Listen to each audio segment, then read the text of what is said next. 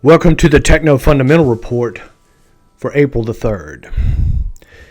Don't rush anything. When the time is right, it'll happen.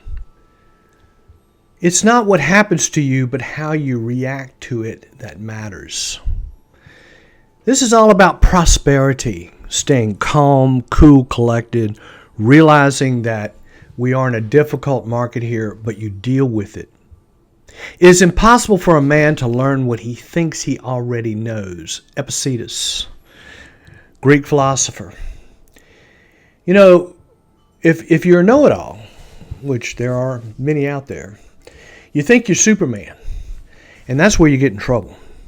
I cannot be Superman. I have got to listen to the market because the market dominates the whole deal, and we use what we call trend following. The trend is your friend. Good book by Marty Zweig, by the way, who has passed away, but he was kind of the grandfather of trend analysis. It's very simple. Trend analysis is incredibly simple. You look at a graph and you say, is the left side of the graph, is the right side higher than the left side? Because that's an uptrend. So with trend following, up is good, down is bad. Incredibly simple. Then you get a trend, and you can take advantage of it. Now, the thing to realize here is that the institutions, meaning the mutual funds and the hedge funds, pretty much run the show. So, as a small investor, you need to take advantage of that because you can see them coming into the market. We'll talk a little bit about that. But you have to realize this is an auction market. The ancient Greeks say a lot of times about how you shouldn't worry about things that you can't control. So you can't control an auction market. It's that simple. So if the buyers are outnumbering the sellers, the price is going to go down. If the buyers outnumber the sellers, then the price will go up. So it's an auction process. Now the problem with the market is sometimes we get things called a black swan. We're all concerned about the tariffs, and it's always something. It could be the presidential election. It could be whether we're having problems with China, the tariffs, etc. But sometimes you have to realize, and this is a lot to do with keeping yourself humble before the market, because the market's going to tell you what to do. So a black swan event comes along. Now, this book was written in 2007, right prior to the financial crisis. And boy, the sales of this book went through the roof. In fact, a good friend gave me a copy of it. But who would have thought, just like the movie The Big Short, that the mortgage industry was going to collapse? Now, one thing I just want to remind everybody of, one of the big advantages we have here is that we can focus in on the best companies at the right time. That's the purpose of trend following. It's also the purpose of focus investing. So this particular book is called The Psychology of Money. We've talked about it before, but it was a study. The book was written based on a study by J.P. Morgan, which was a fantastic study. They looked at 3,000 stocks over an extensive period of time and basically came to the conclusion that the overall returns were generated by 7% of the 3,000. So that's roughly 210 companies out of 3,000 that drove the indexes. So you've got to realize there's a great opportunity coming up, not here today, but it's coming, where you can start to see, and I'm going to give you an example of this, the next leadership. You don't want to invest in the old leadership because it's maxed out. Now, I wanted to mention this about Social Security. A lot of controversy there, but this particular study was done by the Social Security Administration. And it basically says that we start running out of money now. We're running out of money now. The Social Security system has gone to deficit. But they're saying in 2033 it's going to go insolvent. So this is really, I think, a very big deal.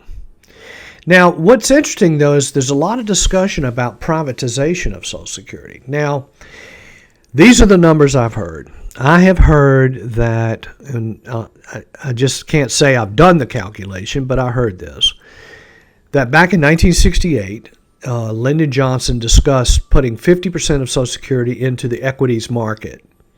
Of course, they didn't do it because nobody wants to take a chance on anything. If he had done that today, instead of having a deficit, we would have a $15 trillion surplus. Now, George Bush even came along and proposed the same thing. And if Bush would have been successful, Americans would now have 4 times the amount of retirement money. So let's say you're getting $1,000 a month on Social Security, you'd be getting $4,000 a month. So I think it's something that needs to be given serious thought, because this doesn't look good and it ain't working. Now, we want to talk a little bit here about tariffs. Do they work? I think they do. It's just my opinion. I think it makes a ton of sense. One of the things in history that I thought was interesting was Lyndon Johnson back in 1963, hit a retaliatory tariff against Europe and mainly France, because they put a big tariff on our chickens, a 25% chicken tax. So what Johnson did was he turned around and put a 25% tariff on imported pickup trucks. It saved the automobile industry. I was talking to a guy today, a good friend of mine. He's retired, but he owned a Ford dealership, and he said if they did not have the chicken tax to protect them on pickup sales, they wouldn't be in business. It was the biggest thing could have happened to the automobile industry. Now, this was 1963, and the chicken tax is still in place. I mean, there's still a 25% tariff on pickup trucks. So if you go, my friend told me, he said, if you go to a Ford dealership nowadays, 95% of the cars on the lot are going to be trucks. He said they sell very few cars. And so this is an example of something that really provided a positive benefit. Now, we need to realize that, with what going on now is you're getting into a very emotional moment. And this is just human behavior. It's where, the market goes up and then we go into a downtrend. And so people tend to get in at the top and they get out at the bottom. So I just thought this was an interesting graph. Now, one of the things we need to understand here on these short-term basis is these hedge funds, I'm just basically talking about hedge funds. Now, there are some mutual funds out there that participate in short selling. But short selling is an investment activity, which I think is ridiculous. I can't believe it's allowed. Investment activity in which the investor borrows securities and sells them. So you go to Merrill Lynch and you borrow a stock and then you sell it. And then if the stock goes down, you buy it back. It's called short covering. So you cover your short and you basically give the stock back to Merrill Lynch. Now, this is important because sometimes these rallies that we're going to get are nothing more than short covering. So I went back and I took some examples. I went back to 2019. This is what we call a meat grinder market, and here's why. You get the drop, and then you get the rally, which is possibly just short covering, because these guys all went short in here. Now, you have to realize these hedge funds are going short because they're worried about the market. So they go short, next thing you know, you get short covering. But then the short covering ends, and then you get another drop. So it's like a meat grinder. You get sucked in here, you put your money in, and then boom, you come down, and it's just grinding your money up. Same thing here, you get the rally. Now, it's important to note here, we're going to look at a couple of graphs, but the 200-day moving average, I think, is critically important.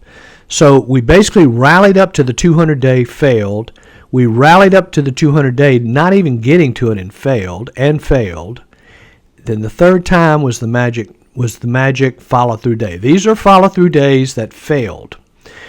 Here's another example. Now, you can also say this is when you're trying to find a bottom. And if, like I said, don't be Superman. I mean, you're not going to find the bottom. You need to wait for this thing to turn. Now, this is somewhat of an example of a V bottom, which are rare. That's a rare thing. But again, you see where we rally and then we fail. And then we fail. And then we rally. And it just seems like the number 3 is important. So you have to realize trying to buy here is like trying to catch a falling knife. You can get hurt, and you really get hurt. In other words, it nickels and dimes you to death. You get the rally, you buy in, then you lose money. You get the rally, you buy in, you lose money. Just be patient here. This is very important. Now, here's another example of 1998. And this is important because I'm going to show why this means that's why you need to have a watch list. So in other words, you see here in this particular case, we came down, we rallied up, failed, we rallied up, and then we really failed, and then again the third time, actually the fourth time was the magic number. But at the same time, which this breakout came right around October, November of 1998. And then if you look over here, if you would have been keeping your watch list going, you would have been watching Charles Schwab. And again, you want to look for companies that have new things. This was new back in this time period. Discount brokerage really didn't exist. But now, Charles Schwab comes along, the stock breaks out, and then look at that move. So you really don't want to become complacent here, but wait for the follow-through days. Be patient. That not all follow-through days are going to work. But every bull market has been preceded by a follow-through day, and then at the same time, keep an eye on your watch list. What you're really looking for here is a change of character. In other words, you've been going down. Now you've got to get a meaningful move in the form of a follow-up day. You've got to get a meaningful move to notice, hey, this looks like a change in character. I was just curious about this. I wanted to just share this with you. Elon Musk gave a speech the other day where he talked about how do these politicians become so wealthy. Well, it really is amazing. I mean, for somebody that makes $150,000 to $200,000 a year to accumulate a net worth of, like $50 million, how do you do it? I mean, the math just doesn't work. But I went and researched Pelosi a little bit, and her husband, Paul Pelosi. Now, Paul Pelosi had connections in the financial industry. He was actually in venture capital. Here we have the prominent leader of the Democratic Party who probably had a lot of sway. But Paul Pelosi got access to the IPO of Visa before they went public. Now, let me tell you something about IPOs. It's a very strange business because you've got to be probably about $100 or $200 billion fund to be able to get access to these IPOs. These IPOs, I don't know if you've ever tried to get in on one, but the bad ones you can get in on. The good ones you can't. So the problem with it is that if you say, I'm going to do IPOs, well, yeah, which is an initial public offering, you've got to accept the fact that you're going to have to do them all. You can't do just the good ones. You got to do the bad ones too. So you kind of have to think about that strategy a little bit. So how did Paul Pelosi get access to this? Well, leave that to the imagination, but it would be nice. Now, I wanted to just take a couple of shots here at the market. Look, this is the aggression index. It's really having trouble here. If you go back and look at the bear market in 22, we came down in a meaningful fashion. Rally, came down again. Boom, came down again. Consolidated, came down again. That's exactly what we're seeing here. We're seeing where the moving averages have turned down dramatically.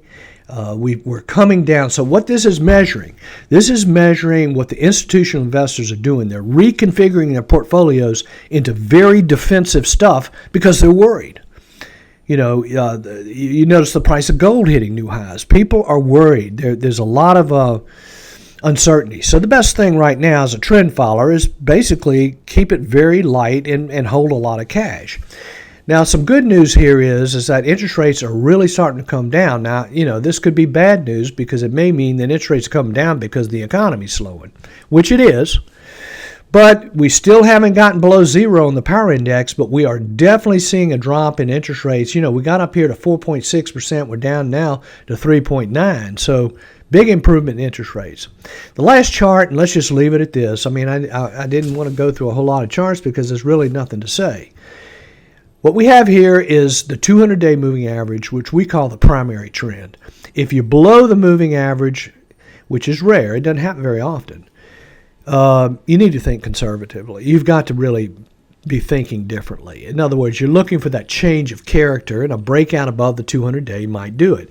So the NASDAQ's below the 200-day as well. So the best thing to do at this point is to be patient and just wait for a turn because we're not seeing the turn yet. So if you have any questions, please let me know. Thank you very much.